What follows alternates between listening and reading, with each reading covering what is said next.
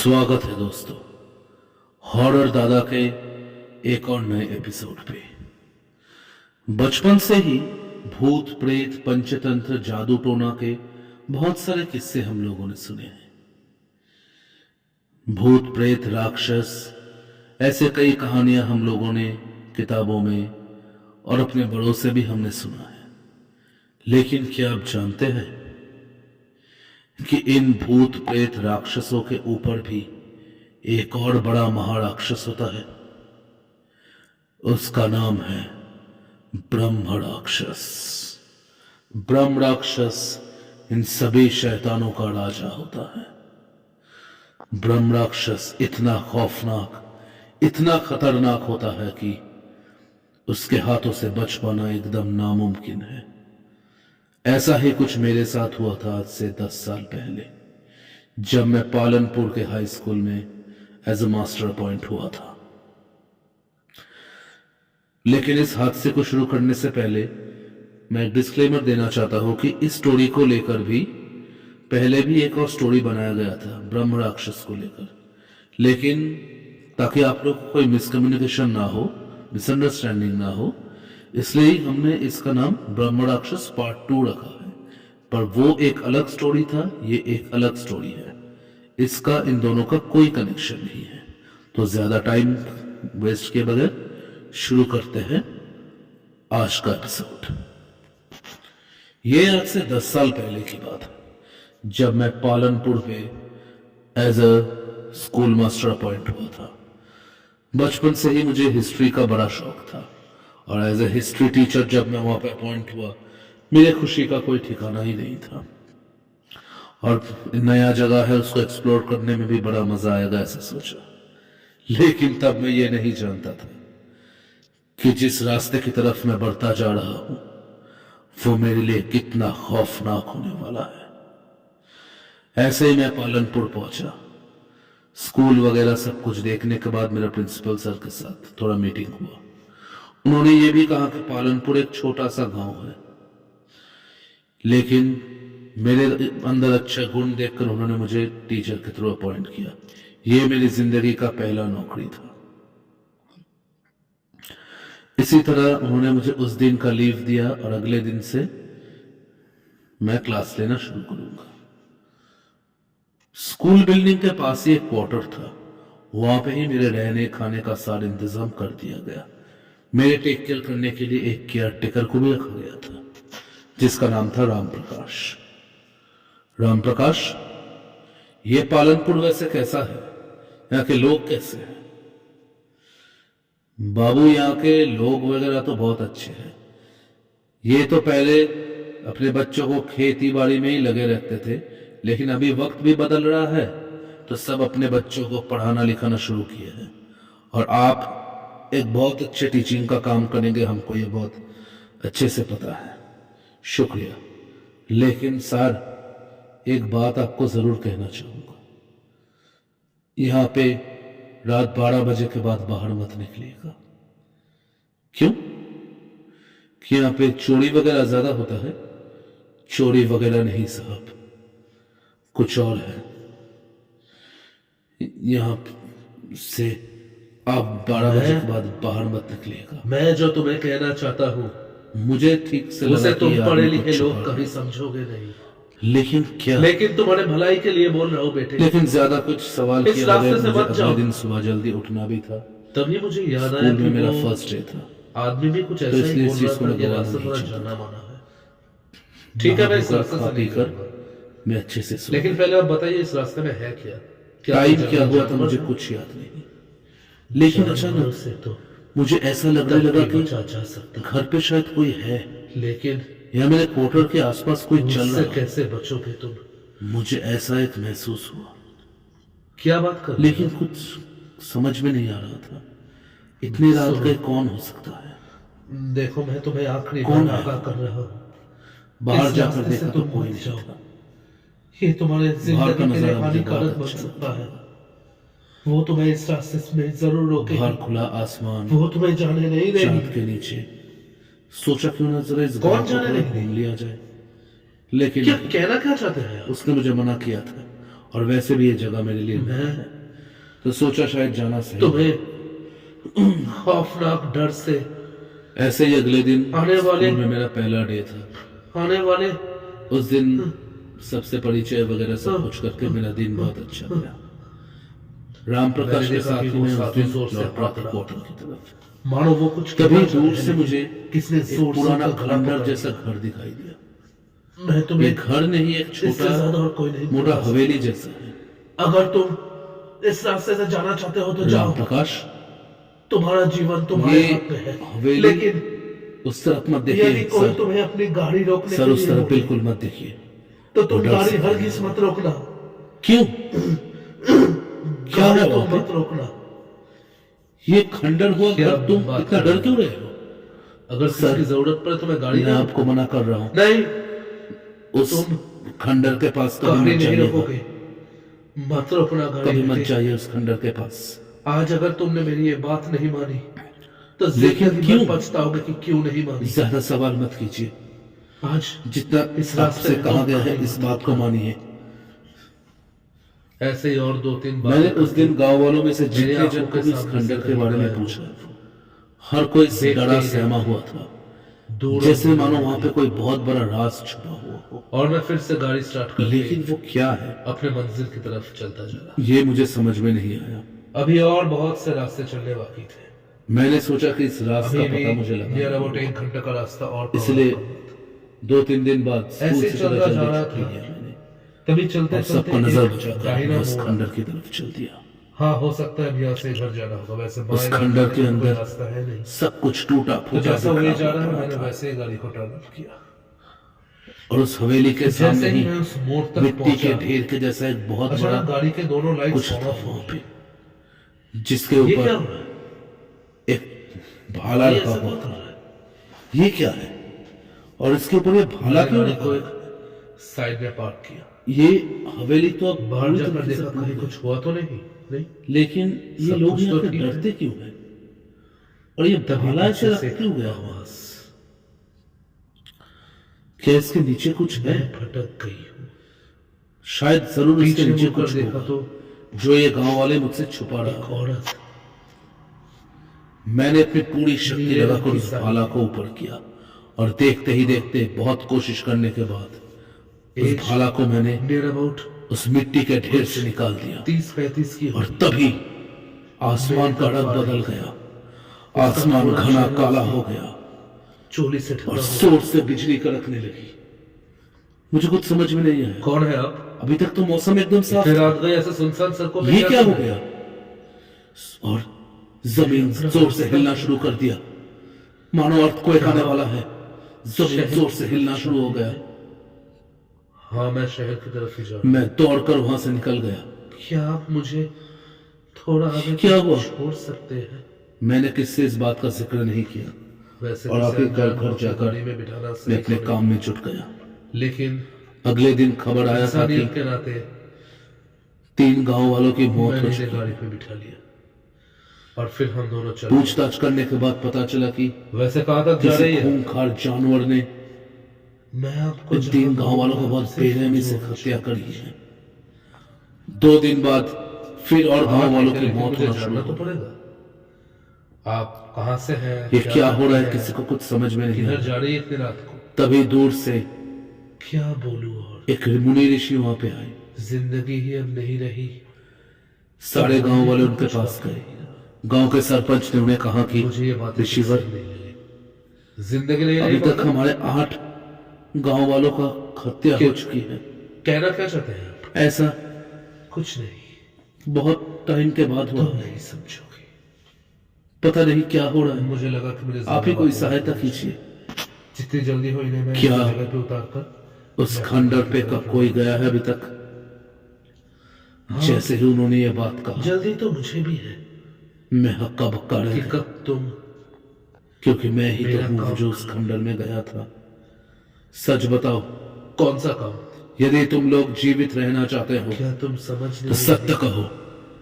क्या तुम गांव वालों में से कोई उस खंडर की तरफ गया था?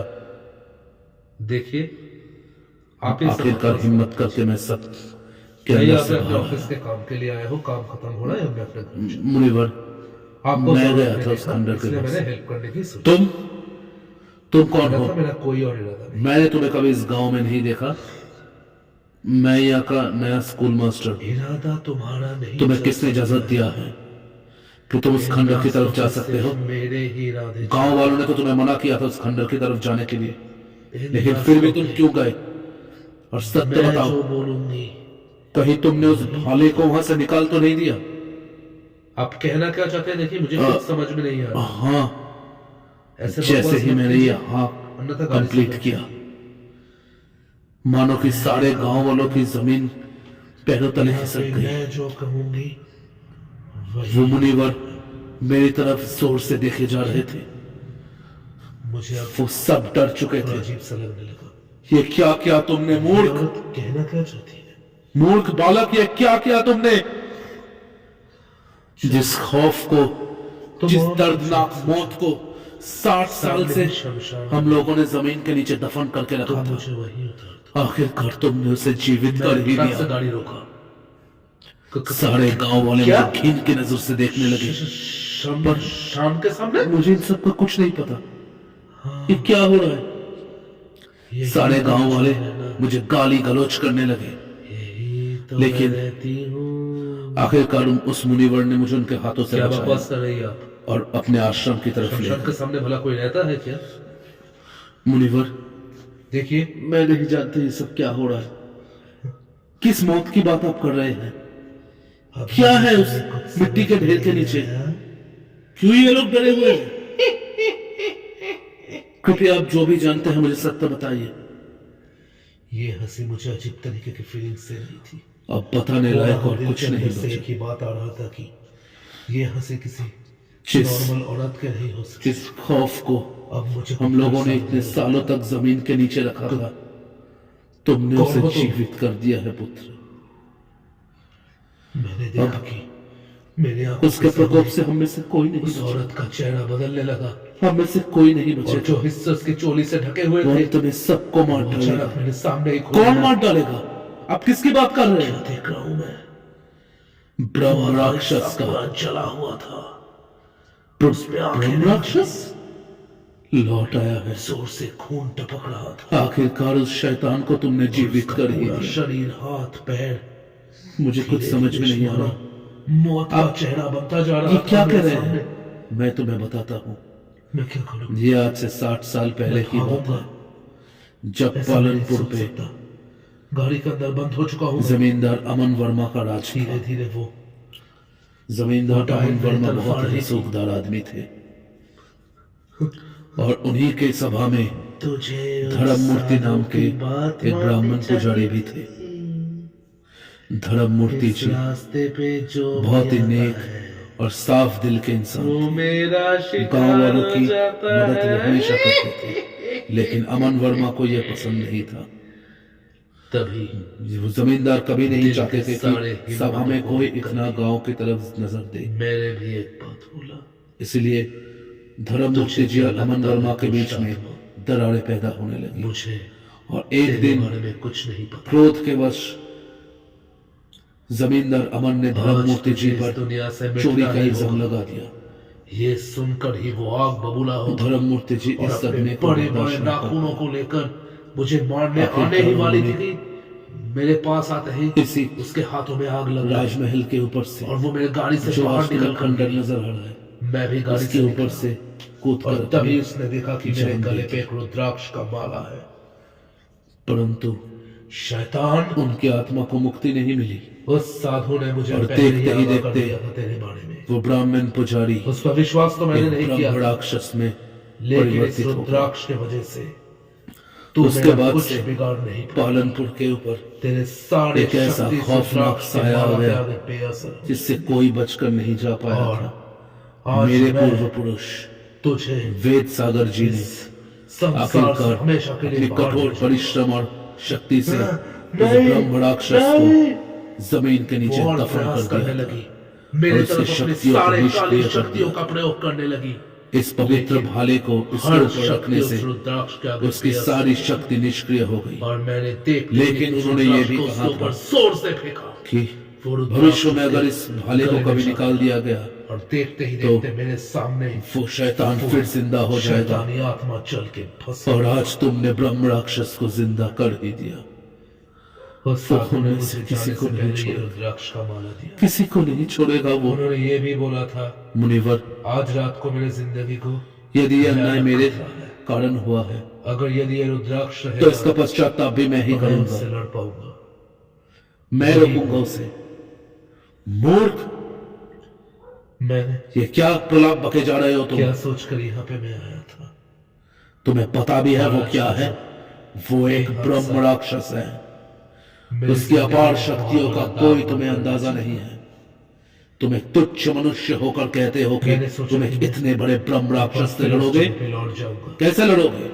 उस जगह पे लौट जाने के बाद मुझे मैं ये जानता पता हूं चला कि मेरे अंदर वो ताकत नहीं है कि मैं एक रास्ते में राक्षस से तारा लड़ नाम पाऊं। की एक औरत रहा करती थी, लेकिन छोटे से झोपड़े में। अगर इस लड़ाई में उसको मेरी काली जान भी विद्या जाती का है बहुत नशा था। तो मुझे काली कोई विद्या परवाह से नहीं वो है। मैं नहीं चाहता कि मेरे कारण किसी और गांव वालों की जान मुसाफिरों पर प्रहार करती थी और पर उनकी जिंदगी की आप सारी जरूर खुशियां जानते और होंगे कि उस उनका ब्रह्म सारी राक्षस शक्ति को लेकर वो उन्हें मार डाल हमेशा के लिए खत्म कैसे ताकि किया वो जाए। अमर बन रह सके। हाँ, एक तरीका है, एक दिन एक बहुत बड़े तांत्रिक के आने से परंतु वो उसका कहना इतना माना कठिन है कि और उसे हमेशा के नामुमकिन के लिए बराबर है। इन्हीं रस्तों में कहीं दफन कर दिया चाहे वो कितना भी कठिन रास्ता लेकिन हो, उसकी चाहत मैं उसको ले लूंगा। काली मुनिवर, विद्या के प्रति झोंक आप सिर्फ मुझे रास्ता बताइए।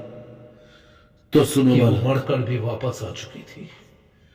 ब्रह्म और आज भी राक्षस इस को रास्ते हराने को का वैसे ही एक रास्ता ही है, बस तुम्हें जैसे वो पहले अपनी विद्या उसी से भाले को ठीक उसके सीने पर थोपना बहुत होगा। ढूंढने के बाद मुझे ये लेकिन पता चला कि वो भाला अब जिस उसे साधु से मैं कल मिला था सिर्फ कुछ ही वो देर के कोई लिए और रोक नहीं। सकती है, आचार्य उसे मार नहीं सकती, विजयानंद जी ही है, क्योंकि वो जिन्होंने उस शैतानी फिर आत्मा से का जीवित हो चुका वध है। किया था। और ब्रह्म राक्षस शायद की अपने शक्ति अधूरा का कर्म को पूरा करने के लिए हमें वो कोई अंदाजा नहीं है मेरे ही हाथों लेकिन उस जो शैतान को रास्ता है हमेशा से ले इस दुनिया से वो कि हटा हमें देना। उसी वक्त उसका अंतिम मृत्यु के सत्कार बाद करना होगा। हर कोई एक जरिया ढूंढता है ताकि अपने अधूरे कर्मों को पूरा कर पाए। परंतु कैसे? लेकिन मैं जिंदगी के बोलता कुछ हूं, रास्तों इस और कुछ कमंडल के रास्तों अंदर में पवित्र जल है। बहुत सोच समझ कर जैसे चलना इस जल चाहिए। को तुम उसके ऊपर इसका छिड़कोगे, सीख मुझे उस दिन मिल चुका था। उसकी अतिरिक्त आत्मा तो को दोस्तों, मुक्ति मिल जाएगी अगर ये स्टोरी और ये आपको गांव अच्छा लगा हमेशा हो, के लिए ब्रह्म तो राक्षस के प्लीज प्रकोप प्लीज से चैनल को ज्यादा से ज्यादा आजाद हो सब्सक्राइब जाएगा। कीजिए, कमेंट कीजिए, परंतु और ये ग्रुप में शेयर बहुत कर दीजिए। कठिन कार्य है। मैं बहुत जल्दी वो ब्रह्म आप लोगों से राक्षस एक तुम्हें हर नए तरीके से स्टोरी के साथ रोकेगा, चाहे कितनी भी रुकावटें आए। आज मैं पालनपुर को उसके प्रकोप से मुक्त करके ही रहूंगा। मैं फिर से उस खंडर की तरफ गया, उस भाले को लेकर आज रात को मैं खड़ा हो गया गांव के बीचों बीच। मुझे पता था आज मेरी जान जा भी सकती है या मैं बहुत जनों की जान बचा भी सकता हूं।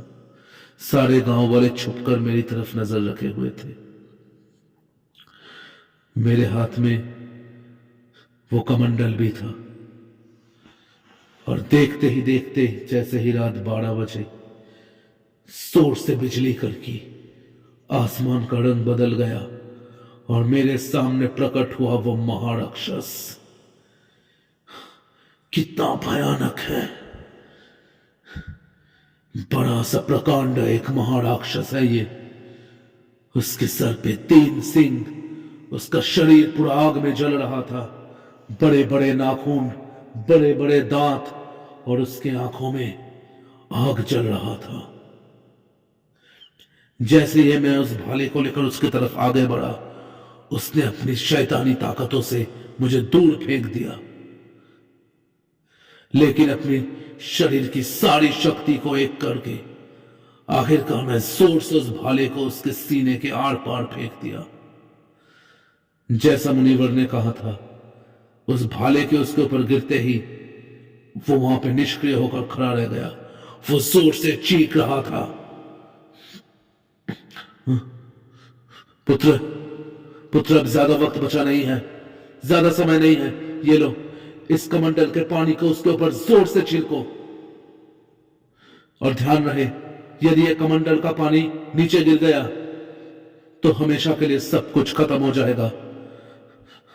नहीं, आज ऐसा कुछ नहीं होगा। और देखते ही देखते उस कमंडल का पूरा जल मैंने उस ब्रह्म राक्षस के ऊपर फेंक दिया। मेरे आंखों के सामने से वो ब्रह्म राक्षस देखते ही देखते चल के भस्म हो गया और हवा में कहीं गायब हो गया। सारे गांव वाले छिपने से बाहर आए। मुनिवर आकर सबको ये आश्वासन दिया कि अब पालनपुर पूरी तरीके से श्राप मुक्त है। मेरे कारण ही उस ब्रह्म राक्षस का फिर से आगमन हुआ था और मैंने ही उसके प्रकोप से आज पालनपुर को मुक्ति दिलाई। सब लोगों ने मुझे बहुत अप्रिशिएट किया। मैंने जो न्याय किया था उसका पश्चाताप भी मैंने कर दिया। इस हादसे को हुए 10 साल बीत चुके हैं और आज मैं पालनपुर नहीं बल्कि मुंबई जैसे एक बड़े शहर में आज मैं एक बड़े स्कूल में जॉब कर रहा हूं। मैंने सुना है कि पालनपुर अभी बहुत विकसित हो चुका है। पालनपुर पहले जैसा है नहीं, लेकिन आज भी मानो कभी कभी वहां पे लोग ब्रह्म राक्षस के नाम से भी डरते हैं। वहां के बच्चे बूढ़े कभी भी उस ब्रह्म राक्षस के नाम को अपने मुंह पे नहीं लेते, लेकिन रात को आज भी कभी कभी मानो उन्हें उस ब्रह्म राक्षस की परछाई कभी कभी दिखाई देती है। तो दोस्तों, कैसी लगी आज हॉरर दादा की ये पेशकश? अगर आप लोगों को ये स्टोरी अच्छा लगा हो तो प्लीज प्लीज चैनल को ज्यादा से ज्यादा सब्सक्राइब कीजिए, कमेंट कीजिए, लाइक कीजिए। मैं बहुत जल्दी लौटूंगा फिर एक और बढ़िया सी स्टोरी लेकर। तब तक के लिए स्टे सेफ, स्टे हेल्दी।